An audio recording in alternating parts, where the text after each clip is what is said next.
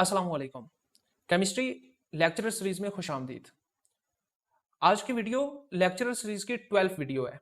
अगर आपने previous 11 videos नहीं देखी तो राइट साइड पे लिंक शो हो रहा होगा, आप फर्स्ट जाएं, उन वीडियोस को देखें और वहां जिन न्यूमेरिकल्स को प्रैक्टिस किया गया है उनकी ज्यादा से ज्यादा प्रैक्टिस करें ताकि आपके प्रीवियस कॉन्सेप्ट भी क्लियर हो जाए। आज का हमारा चैप्टर है सॉल्यूशंस का और इसमें अगर हम पास्ट पेपर को देखें तो 2 से 5 एमसीक्यूज आते हैं सॉल्यूशन से। इन एमसीक्यूज की जो डोमेन है वो भी क्लियर है कि इसमें एग्जामिनर टच करता है वांट ऑफ इक्वेशन को। सेकेंडली इसमें सोलिबिलिटी वाला जो कॉन्सेप्ट है वहां से एग्जामिनर क्वेश्चन दे सकता है। और थर्ड इंपॉर्टेंट है आइडियलिटी और नॉन आइडियलिटी ऑफ सॉल्यूशंस। यहां से भी पेपर में एमसीक्यूज आते हैं। तो हमारे न्यूमेरिकल्स के जो पैराडाइम्स होंगे वो वांट ऑफ फैक्टर, सोलबिलिटी और आइडियलिटी और नॉन आइडियलिटी के इर्द गिर्द सर्कुलेट करेंगे। तो आइए चलते हैं और डिस्कस करते हैं आज के लेक्चर को। क्वेश्चन नंबर फर्स्ट है, एक मोलर सॉल्यूशन है एसिड का और डिसोसिएशन कांस्टेंट आपने फाइंड आउट करना है K a in terms of van't Hoff factor. और इसको किस तरीके से फाइंड कर सकते हैं? सबसे पहले वांट ऑफ फैक्टर जो होता है वो आई होता है और ये इसका फार्मूला है 1 plus alpha into N minus 1। N यहाँ पे नंबर ऑफ आइंस हैं। अगर हम इस रिलेशन को लिखें तो ये जब डिसोसिएट होता है एसिड तो इससे H प्लस और A नेगेटिव आइंस आते हैं। तो आइंस यहाँ पे कितने हैं? 2। तो इसलिए यहाँ पे N की वैल्यू 2 होगी। 1 प्लस एल्फा इंटू 2 माइनस 1 और यहां से 1 प्लस एल्फा इंटू 1 और यहां से वैल्यू आ जाएगी 1 प्लस एल्फा की जो कि आई की इक्वल है। यहां जरा एल्फा की वैल्यू निकालें तो एल्फा हमारे पास इक्वल हो जाएगा 1 उस साइड पे जाके नेगेटिव हो जाएगा, माइनस हो जाएगा आई में से, तो एल्फा की वैल्यू आ गई ये। अब देखें हमने फाइंड आउट करना है डिसोसिएशन कांस्टेंट। ये इक्वल होता है C alpha square over 1 minus alpha. तो जरा एल्फा की वैल्यूज पुट करें। सी जो है ये कॉन्सेंट्रेशन है और कॉन्सेंट्रेशन यहां पे गिवन है 1 मोलर। तो कॉन्सेंट्रेशन 1 मोलर है और एल्फा जो है अगर मैं यहां पे 1 लिख दूं इंटू एल्फा आई माइनस 1 का स्क्वायर और नीचे 1 माइनस एल्फा 1 माइनस इंटू आई माइनस 1। अब नीचे वाली ब्रैकेट को जरा ओपन करें, ऊपर तो आ गया आई माइनस 1 का स्क्वायर, नीचे 1 माइनस ये आई के साथ माइनस आ जाएगा और माइनस माइनस प्लस हो जाएगा 1। तो इसको मजीद सॉल्व करेंगे तो हमारे पास के अल्फा जो है या डिसोसिएशन कांस्टेंट जो है ये इक्वल होगा आई माइनस 1 का स्क्वायर ओवर 1 और 1 इनको ऐड करें 2 माइनस आई। तो यहां से van't Hoff factor minus 1 whole square is over 2 minus van't Hoff factor. तो हमारा डी ऑप्शन जो है ये करेक्ट ऑप्शन होगा। सेकंड क्वेश्चन है, choose the correct statement with respect to the vapour pressure of a liquid among the following. देखें vapour pressure जो होता है अगर हम उसका टेम्परेचर के साथ रिलेशन निकालें तो वेपर प्रेशर हमेशा इंक्रीज करता है with increase in temperature, with increase in temperature. लेकिन ये इंक्रीज होता क्यों है? ये इस वजह से होता है कि जब टेम्परेचर को इंक्रीज करते हैं तो मॉलिक्यूल्स की काइनेटिक एनर्जी इंक्रीज करती है। अब वो मॉलिक्यूल्स जिनकी काइनेटिक एनर्जी पहले कम थी अब उनकी काइनेटिक एनर्जी हो गई है ज्यादा, तो लिहाजा उनका वेपर प्रेशर भी फिर इंक्रीज करेगा। लेकिन ये वेपर प्रेशर कोई लीनियर रिलेशन में नहीं होगा। याद रखिएगा ये वाला vapour pressure non linear order में होगा। लिहाजा यहां पे फिर हमारा करेक्ट ऑप्शन बनेगा increases, vapour pressure increases non linearly with increasing temperature. तो बी ऑप्शन करेक्ट ऑप्शन होगा।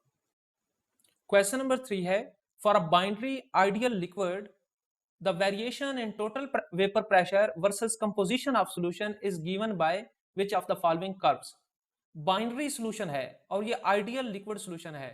इस सूरत में याद रखिएगा हमेशा एक स्ट्रेट लाइन आती है, वेपर प्रेशर और कंपोजिशन के दरमियान में स्ट्रेट लाइन आती है।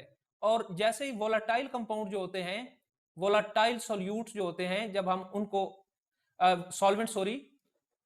वोलाटाइल सॉल्वेंट के केस में वेपर प्रेशर इंक्रीज करता है कॉन्सेंट्रेशन के साथ।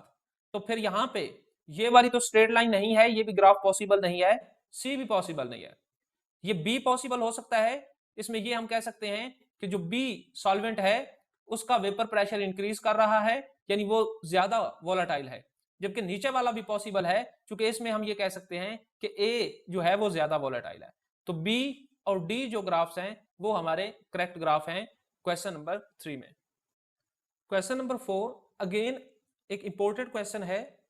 अगर कोई सॉल्यूशन आइडियल सॉल्यूशन है तो राउल्ट्स लॉ के अकॉर्डिंग सिर्फ एक सूरत में वो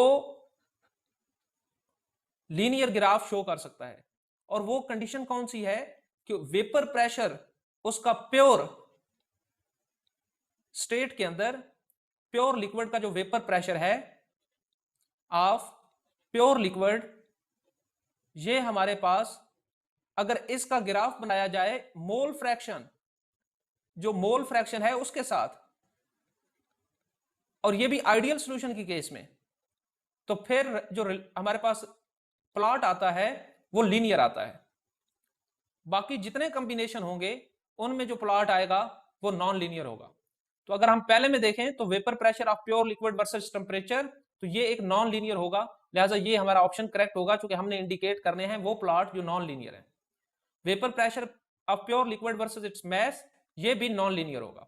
vapour pressure of pure liquid versus it's molar fraction in ideal solution, तो ये लीनियर होगा, ये हमारा करेक्ट ऑप्शन नहीं होगा।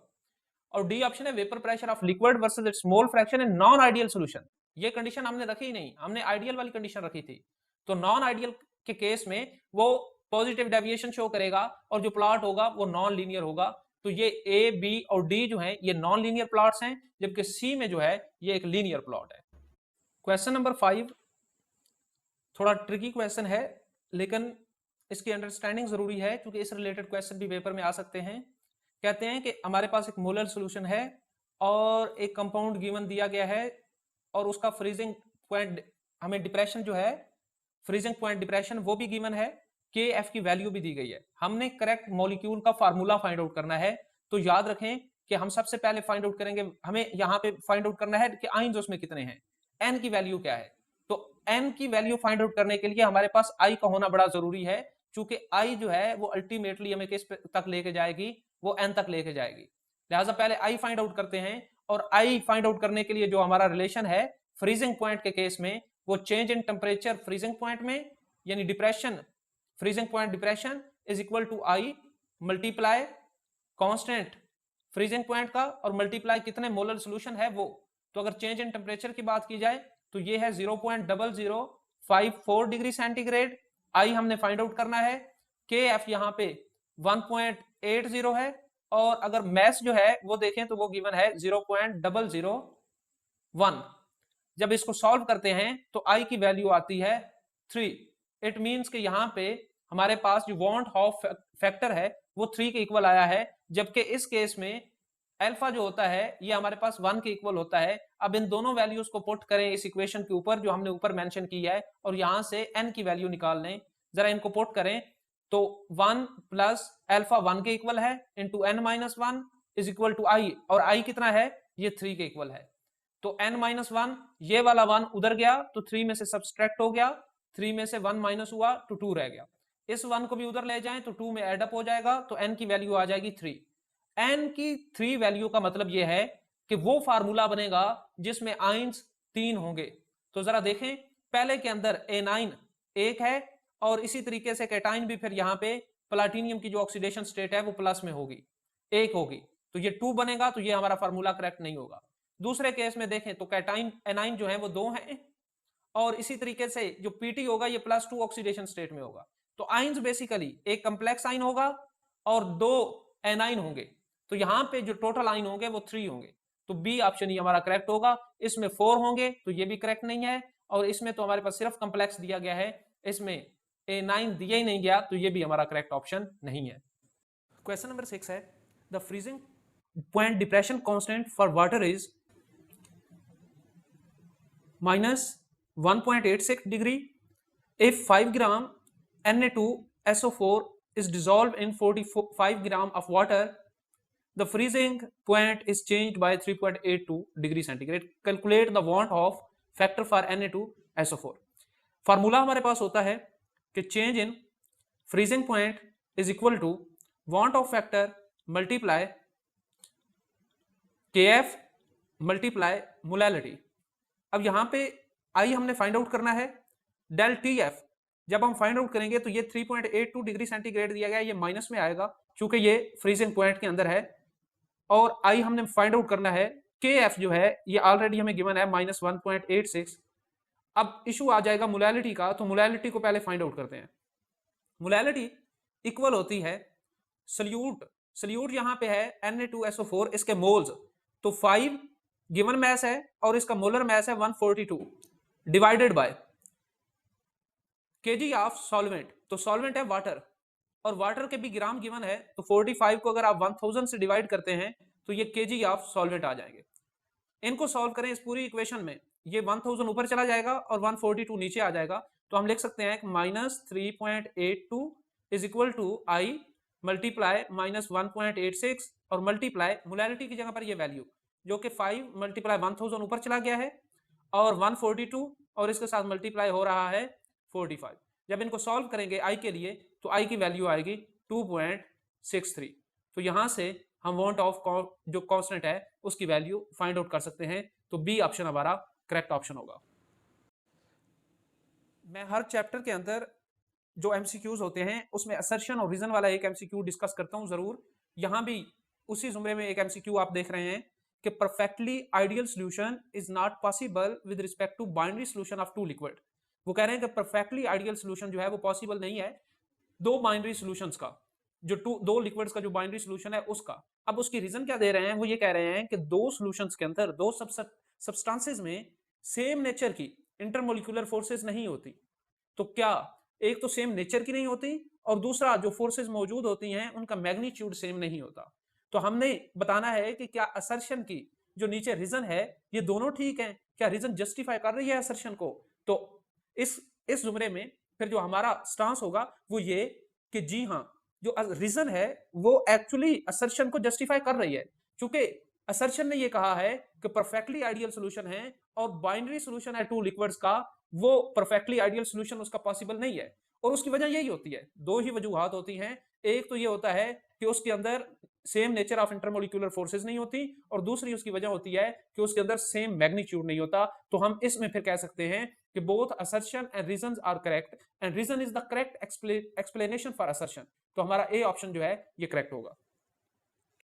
क्वेश्चन नंबर 8 है the want Hoff factor for HF equals is 2। जो HF होता है अगर हम इसकी डिसोसिएशन वाटर में देखें तो ये कुछ इस तरीके से डिसोसिएट होता है कि H प्लस देता है और F नेगेटिव देता है। ये एक वीक एसिड है, यानी इसकी डिसोसिएशन जिस तरीके से हम देख रहे हैं टू आइंस में, ये टू आइंस में नहीं होती। तो जब हम I की बात करते हैं तो I स्लाइटली लेस देन 2 होता है, ये इक्वल टू 2 नहीं होता।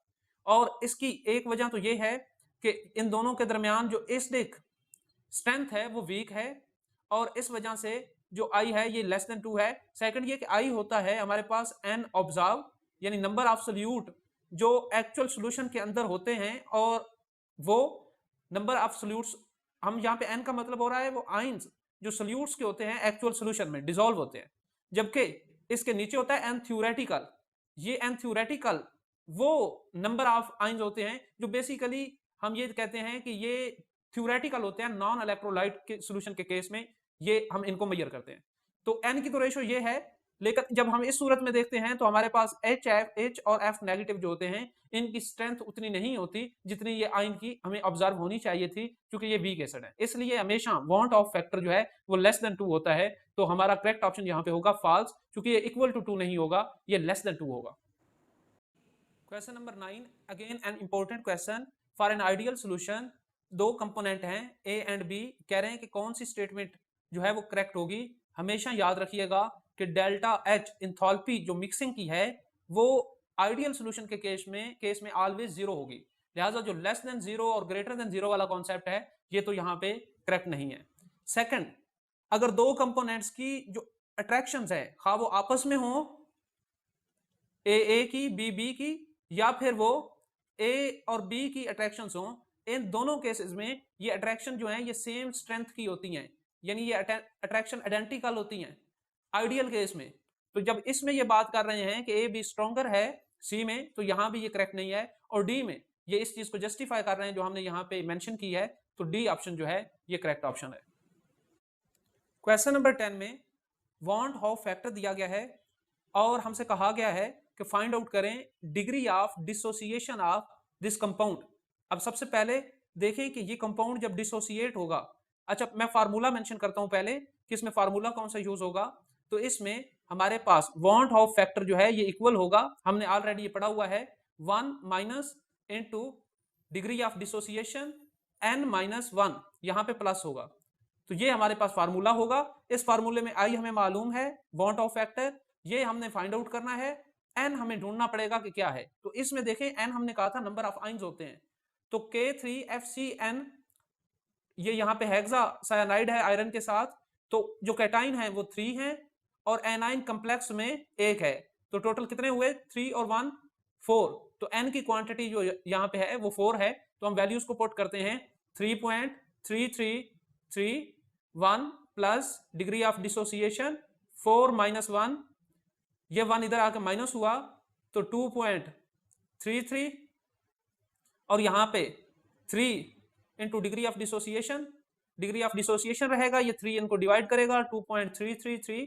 ओवर 3, तो यहाँ से जो डिग्री ऑफ डिसोसिएशन की वैल्यू आएगी वो 0.777 आएगी। हमने फाइंड आउट करना है परसेंटेज डिसोसिएशन, तो जो डिग्री ऑफ डिसोसिएशन की वैल्यू आई है उसे 100 से मल्टीप्लाई कर दें, तो 0.777 मल्टीप्लाई 100, तो यहाँ से हमारे पास आएगा 77.7%, और इसको हम ये कह सकते हैं 78%, तो हमारा करेक्ट ऑप्शन होगा 78% और ये सी ऑप्शन है। क्वेश्चन नंबर 11 है कि at the same temperature which pair of the following solutions are isotonic. Isotonic solution ऐसे सॉल्यूशन होते हैं जिनके अंदर मोलर कंसंट्रेशन प्लस उसमें ऑस्मोटिक प्रेशर, ऑस्मोटिक प्रेशर जो है ये दोनों सेम होते हैं, ये इक्वल होते हैं। अगर तो ये इक्वल होंगे तो हमारे पास जो क्वेश्चन है उसमें वो हमारे आइसोटोनिक्स होंगे, जो सॉल्यूशंस हमारे पास होंगे। तो देखें कि सबसे पहले जो ऑस्मोटिक प्रेशर होता है उसका फार्मूला होता है IMRT, यानी M तो हो गया मोलर कॉन्सेंट्रेशन, IRT कांस्टेंट है, तो I वांट ऑफ फैक्टर है, I मींस आइंस। अब यहां पे अगर देखें जिनके अंदर I जो है वो डिफरेंट होगा वो तो हमारी इस कैटेगरी से वैसे ही निकल जाएंगे, तो इस सूरत में BaCl2 और यूरिया ये डिफरेंट I की वैल्यू होती है, तो ये कैटेगरी में नहीं रहेंगे। यूरिया और NaCl ये भी डिफरेंट वैल्यूज होती हैं, ये भी इस कैटेगरी से निकल जाएंगे। NaCl और K2SO4 इसमें भी डिफरेंट वैल्यूज होती हैं। यहां पे आप देखें तो BaNO3 2, यहां I की वैल्यू है 3 और यहां भी I की वैल्यू है 3, तो फिर इसमें I की वैल्यू भी सेम है, इसमें इनकी कॉन्सेंट्रेशन भी 0.1 है, कॉन्सेंट्रेशन भी सेम है, तो दोनों सूरतों में I की वैल्यू भी सेम है और कॉन्सेंट्रेशन भी सेम है, तो डी ऑप्शन हमारा करेक्ट ऑप्शन होगा। Question number 12, lowering of vapor pressure of equimolar solution of glucose, sodium chloride and barium nitrate are in order। याद रखिएगा जो lowering of vapor pressure है ये डायरेक्टली प्रोपोर्शनल होती है। lowering of vapor pressure ये directly proportional होती है हमारे पास किसके वाला, lowering of vapor pressure directly proportional होती है want of factor के। वांट ऑफ का जो फैक्टर है अगर तो वो ग्रेटर होगा तो lowering of vapour pressure greater होगी। तो इस सूरत में हम देखें तो BaNO3 ट्वाइस, यहां पे वांट ऑफ फैक्टर की वैल्यू है 2, NaCl के लिए होती है, सॉरी BaNO3 ट्वाइस के लिए होती है 3, चूंकि 3 आइंस है, NaCl में 2 है तो 2 होती है। ग्लूकोज की डिसोसिएशन में जो I की वैल्यू होती है वो 1 होती है, तो अगर हम इसका ऑर्डर बनाएंगे तो जो 3 है वो सबसे ज्यादा है, फिर 2 फिर 1, तो BaNO3 ट्वाइस जो है ये फर्स्ट नंबर पे आएगा, तो ये वाला ऑर्डर जो सी में है ये हमारा करेक्ट ऑर्डर है, तो इसका आंसर फिर सी होगा। क्वेश्चन नंबर 13 एक इजी क्वेश्चन है, the pressure at which liquid and vapours coexist at equilibrium is called. Equilibrium के ऊपर अगर लिक्विड और वेपर जो हैं ये कोएग्जिस्ट करें वेपर्स, तो ऐसे प्रेशर को हम कहते हैं सैचुरेटेड वेपर प्रेशर, तो हमारा डी ऑप्शन जो है ये करेक्ट होगा। Limiting vapour pressure, real vapour pressure और नॉर्मल वेपर प्रेशर, ये फिर इक्विलिब्रियम पे तीनों जो हैं इनकी एप्लीकेशंस हमें देखने को नहीं मिलती। जो सैचुरेटेड वेपर प्रेशर है ये इक्विलिब्रियम के रिलेटेड है, इसलिए फिर ये इक्विलिब्रियम पे लिक्विड और वेपर के दरमियान इक्वल जो हमारे पास इनकी को एग्जिस्टिंग है उसको डिफाइन करता है। Question number 14, which characteristic the weak intermolecular forces of attraction in a liquid. देखें, अगर तो वीक इंटरमोलिक्यूलर फोर्सेस होंगी, वीक इंटरमोलिक्यूलर फोर्सेस, तो इससे होगा क्या? अगर वीक होंगी तो मॉलिक्यूल्स जो हैं वो लूजली बाउंड होंगे, और अगर मॉलिक्यूल्स लूजली बाउंड होंगे तो फिर उनको उनके एवेपोरेट होने की रेशो, एवेपोरेशन का रेट हाई होगा, क्योंकि कोई जो चीज लूजली बाउंड होती है वो सोल्यूशन से वेपर्स में, अगर लिक्विड की बात हम करें तो सोल्यूशन से वेपर्स में तेज रफ्तारी के साथ जाते हैं, तो एवेपोरेशन रेट हाई होगा, और जब एवेपोरेशन रेट हाई होगा तो अल्टीमेटली उनका वेपर प्रेशर जो है वो भी हाई हो जाएगा। तो इस केस में जब वीक इंटरमोलिक्यूलर फोर्सेस होंगी तो वेपर प्रेशर हाई होगा, लिहाजा हमारा करेक्ट ऑप्शन होगा B. Question number 15, ideal solution is formed when components. Again मैंने ये चीज पहले डिस्कस भी की है कि पहला जो पॉइंट है कि एंथैल्पी ऑफ मिक्सिंग जो है आइडियल सॉल्यूशन के केस में ये तो जीरो होगी, लिहाजा ये हम पहले भी पढ़ चुके हैं कि enthalpy of mixing ideal case में जीरो होगी। वॉल्यूम चेंज जो है, याद रखिएगा, वॉल्यूम चेंज जब दो कंपोनेंट आपस में मिक्स हो गए उनके केस में वॉल्यूम चेंज भी जीरो होगा। ये आइडियल सॉल्यूशन की कंडीशंस हैं कि उनका वॉल्यूम चेंज भी जीरो होता है। और थर्ड जो इंपॉर्टेंट वो ये कि वो राउल्ट्स लॉ को भी ओबे करता है। अगर आप रैली टेम्परेचर के कॉन्टेक्स्ट में देखते हैं तो ये मोल्स की सॉल्यूट के मोल फ्रैक्शन के इक्वल होता है, तो राउल्ट्स लॉ को भी ओबे करता है ये। लेकिन जो लास्ट उन्होंने एक्सप्लेन किया है can be converted into gases, तो ये इनकरेक्ट है कि इसके लिए फिर इसको अप्लाई करें। तो इसमें जो करेक्ट ऑप्शन है वो ए, बी एंड सी है। स्टूडेंट्स, ये थी आज की वीडियो जिसके अंदर हमने सॉल्यूशन के 15 इंपॉर्टेंट एमसीक्यूज को डिस्कस किया। अगर आप इस तरह की मजीद वीडियोस देखना चाहते हैं तो चैनल को सब्सक्राइब करें, बेल आइकन को प्रेस करें। लेक्चरर केमिस्ट्री का पेपर 16 अक्टूबर को है और 16 अक्टूबर से पहले हम ऑर्गेनिक की मैक्सिमम वीडियोस अपलोड कर देंगे जहां तक पॉसिबल हुआ। अपने थ्योरेटिकल पोर्शन को अपनी बुक से कंप्लीट करें और उसके बाद आके इन न्यूमेरिकल्स की प्रैक्टिस करें ताकि आप पेपर के अंदर अच्छा परफॉर्म कर सकें। Wish you best of luck and Allah Hafiz.